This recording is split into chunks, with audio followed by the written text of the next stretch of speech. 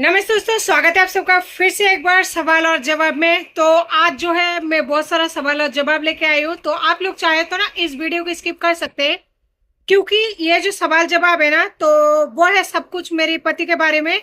उनका कुछ सवालों का मैं जवाब देने वाली हूँ और इस तरह से देना मेरी मजबूरी है, क्योंकि है ना उन्होंने तो जो भी रिप्लाई देना था वो पोस्ट ऑफिस के थ्रू दिया है, यानी कि डाकघर के थ्रू दिया है, कोर्ट के द्वारा दिया है। तो उनमें से मैंने बहुत कुछ देखा और मैं सोचा क्यों ना उन्हें रिप्लाई कर दूं, क्योंकि वो एक ही चीज को बार बार में मेंशन कर रहा है, एक ही चीज को बार बार में मेंशन कर रहा है। उन्होंने इससे पहले भी कई बार जो है इस तरह के नोटिस भेजा हुआ है और उस नोटिस में भी है ना कुछ सवाल जो है लगभग सेम है। कुछ सवाल सेम की वजह से मुझे बहुत ज्यादा टेंशन हो जाती है और इसी टेंशन को दूर करने के लिए मैं सोचा क्यों ना उनको, उस मंद बुद्धि इंसान को समझा दिया जाए कि मंद बुद्धि इंसान, आप देखो, समझो आपने क्या लिखा है। एक बार तो सोचा मैं उनकी बातों का रिप्लाई ना करूं, फिर मैंने सोचा मंद बुद्धि इंसान है, अगर उनको रिप्लाई नहीं करोगे ना तो वो उतनी बार एक ही चीज को बोलता जाएगा और ये उनका शुरू से ही मतलब आदत है। तो इसीलिए मैं सोचा एक बार रिप्लाई कर ही देती हूँ, नहीं तो वो बेसब्री से उसी चीज को गाया जा रहा है। आज 2 साल हो गए एक ही चीज को गाया जा रहा है। थाने में जाता है तो वहां पे भी वही रोना रोता है, जबकि उनको पता है कि क्या नियम है, क्या सही है, क्या नहीं है। नहीं पता उनको नियम के बारे में। अगर नियम के बारे में पता होता, उनके साथ में हो चुका है जो चीज, वो इस तरह से बातें नहीं करता। तो चलिए किशोर जी, मैं आपको बता देती हूँ। सबसे पहला जो आपका सवाल रहता है, ठीक है, आपका जो मेन सवाल रहता है वो है ये कि मकान, आपके पास 2 फ्लैट है और दोनों फ्लैट पर मैं कब्जा कर रखी हूँ। सबसे पहला सवाल ये रहता है कि प्रॉपर्टी जो कि मकान है उस पर मैं कब्जा कर रखी हूँ। तो किशोर शर्मा जी, आपको तू करके बोलना गलत ही होगा, क्योंकि देखो इंसान नाम है और इंसान को इस तरह से नीचे दिखाना, शायद जो दिखा रहे हो वो भी गलती होगा, तो इसलिए मैं नहीं बोलूंगी। तो किशोर शर्मा जी, इज्जत के साथ में बोल रही हूँ नाम लेकर। 2 मकान जो है, तो मैं ये कहूंगी आप प्रूव करो कोर्ट में या फिर कहीं से भी कुछ भी प्रूव करो और ले लो। और अगर एक प्रूफ ये भी आप दे सकते हो, अगर 2 मकान में से कोई भी मकान मेरे नाम हो जो आपने किया है, या फिर मैं नॉमिनी हूं, या मतलब कुछ भी एक्सेट्रा, या फिर जो सबसे मेन प्रूफ होता है आपके नाम से कोई चेक कटा हो, या फिर आपने कैश भी मतलब किसी को दिया हो, या फिर 2 मकान सच में मेरे पास है, यहाँ पे आओ, किसी भी इंसान को ले आओ, आपका भाई, बंधु या फिर पुलिस या वकील कोई भी हो, ले आके यहाँ पे आस पड़ोस में जो लोग रहते हो उनसे प्रूफ करवा के लेके जाओ। क्लियर? आज के बाद ये कभी मेंशन मत करना कि आपने 2 मकान मुझे दिया हुआ है। अगर मेंशन करोगे तो प्रूफ करना, नहीं तो अपने ही जाल में खुद को उलझा रहे हो। इस चीज को आपको प्रूफ करना पड़ेगा कोर्ट में। समझ में आए? क्लियर एक बात है। और दूसरा आप ये लिखते हो,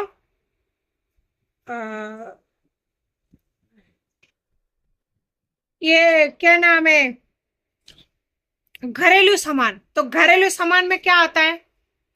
बर्तन भंडार। सारे बर्तन जो भी मैं यूज करती हूँ, एक भी ऐसा चम्मच उठा के बता देना कि जो आपने माँ बाप ने दिया हो, या फिर तुम्हारे जीजा ने दिया हो, या फिर मतलब तुम खरीद के लेके आए हो कोई भी दुकान से, कहीं से भी, या जो फेरी वाला आता है वहां से भी, तुम्हारी तनख्वाह में से एक भी रुपए लगाकर तुमने चम्मच भी खरीद के दिया है मुझे, बस प्रूव कर देना। या फिर आप सिर्फ अपनी ही जुबान से बोल देना ये चम्मच मेरा है, ले जाना आके। खुलेआम बोल रही हूँ ऑन कैमरा। ये जो वीडियो का क्लिप है ना, इसको तुम कट कर लेना और इस वीडियो की क्लिप को कोर्ट में जमा कर देना कि मैंने इस चम्मच को मैंने दिया है। मेरी बीबी ने बोला है कि अगर मैं ये बोल दूंगा कि ये चम्मच मेरा, तो वो दे देगी। ठीक है? तो ये तुम्हारे लिए ये वीडियो प्रूफ बन जाएगा, तो तुम कोर्ट में जमा कराओगे, तुम्हें बहुत सामान मिल जाएगा। और दूसरा आप बताते हो इलेक्ट्रॉनिक सामान, इलेक्ट्रॉनिक आइटम, यानी घर में जो भी इलेक्ट्रॉनिक आइटम के अंदर मोबाइल हो गया, मोटा मोटा जो है मोबाइल हो गया। दूसरे नंबर का जो चीज है वो है फ्रीज।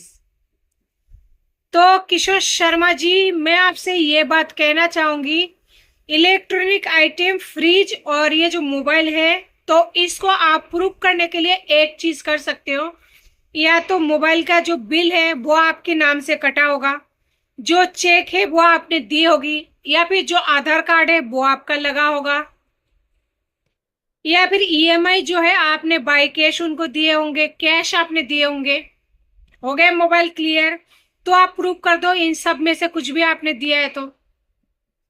और मैं आपको बता दूं, आपके जाने की बाद में मैंने मोबाइल का किस्त मैंने भरा है, और मोबाइल का जो चेक है मेरे नाम से गए हुए हैं, जो आधार कार्ड है वो मेरा लगा है। तो आप देख लो कि जो इलेक्ट्रॉनिक आइटम में मोबाइल है वो आपका हिस्से में जाता है कि नहीं जाता है।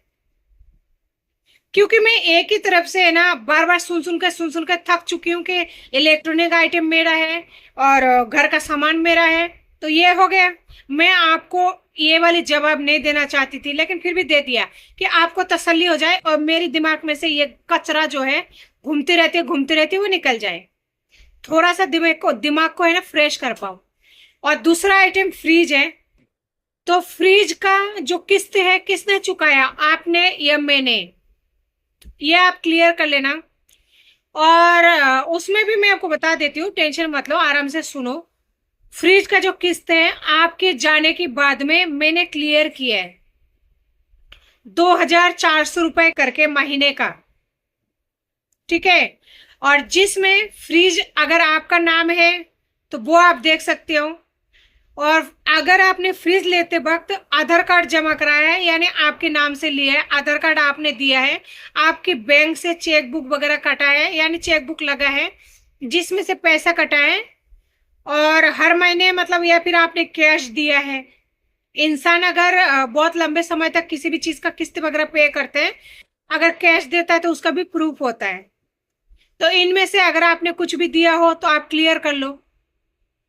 और मैं बता दूं जानकारी के लिए, मैंने अपना आधार कार्ड दिया है, मेरे नाम से फ्रिज है, किस्त मैंने चुकाया है, मेरी बैंक अकाउंट से पैसा कटा है हर महीने 2,400 रुपए, उसका पूरा डेटा मेरे पास है। और डेटा को मैंने बकायदा फ्रिज का और फोन का जमा कराया हुआ है, क्योंकि जब मेंटेनेंस का केस लगता है उसमें जो भी खर्चा होता है ना एक औरत को, वो सब कुछ मेंटेनेंस केस में दी जाती है। सभी केस में जो भी मेंटेनेंस का केस होता है दी जाती है। मैंने बिल चुकाया वो दिया है, ठीक है। तो मैंने मोबाइल का जो बिल चुकाया उसका भी डाटा जो भी होता है क्या बोलते हैं उसे, मुझे याद नहीं, मैं भूल गई हूँ, वो दिया है। फ्रिज का जो मैंने चुकाया वो भी दिया हुआ है। तो मेरे चेक का टाइम मैंने दिया हुआ है, क्लियर है। रही बात ये जो बेड है, ये फर्नीचर है, तो इसको आप प्रूव कर लो और ले जाओ। और इसको भी मैं प्रूव कर दूंगी, क्योंकि जब मैंने फर्नीचर को लिया था उस टाइम में मेरे अकाउंट से पैसा कटा था, मैंने उनको चेक दिया था। तो इसको भी आप प्रूव कर लो कि आपके नाम से कटा है, किसके नाम से कटा है, कब दिया है, कितने तारीख को दिया है, कौन सी सन में दिया है, और ले जाना। उम्मीद करती हूँ आपके सारे सवालों का जवाब जो भी आप हर बार मेंशन करते हो वो मैं अच्छी तरह से दे पाई हूं, ठीक है। और एक सवाल जो आप हमेशा करते हो, मेरा बेटा मेरा बेटा, मेरा बच्चा मेरा बच्चा, तो आपको क्लियर कर दो। बच्चा पेट में मेरा था, 9 महीने मैंने अपने कोख में रखा, जन्म मैंने दिया, खून मेरा पी के बड़ा हुआ है, जो क्लियर हिंदी लैंग्वेज में बोलते हैं। और जो घिनौना हरकतें तुमने किया है वो हर कोई कर सकता है। तो मेरा बच्चा कहना बंद कर दो। जन्म मैंने दिया है घर पर, घर पर, बिना किसी दाई के, बिना किसी के हेल्प के, खुद का डिलीवरी किया है, खुद ने खुद का डिलीवरी किया है। पूरा बिल्डिंग गवाह है, पूरा आस पड़ोस में गवाह है। तो किस एंगल से आप कहते हो बच्चा आपका है? मुझे नहीं पता। बच्चों को खाना मैं दे रही हूँ, मैं खिला रही हूँ, बच्चों को पालना मैं पाल रही हूँ, उनका एजुकेशन का खर्चा मैं दे रही हूँ, ट्यूशन फीस, स्कूल का फीस, सब कुछ A to Z मैं खर्चा बहन कर रही हूँ। बच्चा कहाँ से तेरा हुआ रे? ज्यादा बोल रहा है क्या? अरे जीप खींच लूंगी। वैसे तो मैं तेरा दुश्मन नहीं हूं, पर तू मेरे सामने मत आ जाना। दूर से भौंकना बंद कर दे, मैं काटने वाले में से हूं, भोगती नहीं हूं, काटती हूं सीधा। ठीक है, तो बार बार मैं ये कहना छोड़ दे कि मेरा बच्चा मेरा बच्चा। कहाँ का है तेरा बच्चा? कोई तेरा बच्चा उच्चा नहीं है, बच्चा है उसका। तू खुद बच्चा है, तेरे में बुद्धि नहीं है। जो अभी मैंने सब कुछ बोला ना तेरे को, ये सब में तू एक बार प्रूव कर लेना, क्या मैं सच बोल रही हूँ क्या गलत हूँ। वकील रख रखा है, वकील के पास जाके क्यों नहीं पूछ लेता? इस वीडियो को दिखा देना वकील को, वो बता देगा क्या सच है क्या झूठ है। तू पढ़ा लिखा है, ग्रेजुएशन कंप्लीट कर रखा है, अकाउंटेंट है, अकाउंट्स का काम करता है। मैं बिना पढ़े लिखी हूँ, मेरे में दिमाग नहीं है।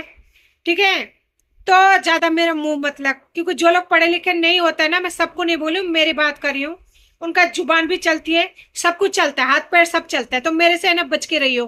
बच्चों के बारे में मत ही बोला कर तेरा बच्चा है। किस एंगल से बोलता है तेरा बच्चा है? मैं तारीख, टाइम, सब कुछ बता दूंगी कैसे क्या हुआ है। और अगर जरूरत पड़े ना, पूरे कोर्ट के सामने क्लियर बोल दूंगी कि बच्चा किसका है किसका नहीं है। तो आज की बात है ना, ये बात मत बोलना, सच में जुबान खींच लूंगी। कंट्रोल में रहे, अपने हद में रहे। मैं तेरे ऑफिस नहीं पहुंच रही हूँ इसका मतलब ये नहीं कि मेरा पैर नहीं है। मैं चुप हूं इसका मतलब ये नहीं कि मेरी जुबान नहीं है। मैं कुछ करती नहीं हूँ इसका मतलब ये नहीं कि कानून की घर में कार्रवाई नहीं हो रही है। कार्रवाई होगी, समय दे दे, सबर कर ले, सब कुछ होगा। मत सोच, मेरा जो समय था वो गया, बीत गया, अब तेरा समय आ रही है, धैर्य रख। और आइंदा से बोला ना, याद रखना, जुबान खींच लूंगी तेरा उसी जगह में आके। कौन मेरा क्या उखाड़ता है उखाड़ लेगा, देख लूंगी दुनियादारी। और तेरा ये रिश्तेदार घटिया, ठीक है, तेरा घटिया रिश्तेदार को मैं देख लूंगी, एक एक को उठा उठा के घर में पटक पटक के। अगर मेरे खिलाफ ज्यादा बोलते हैं ना, देख लूंगी उनको। मेरे को नहीं लगता डर किसी का।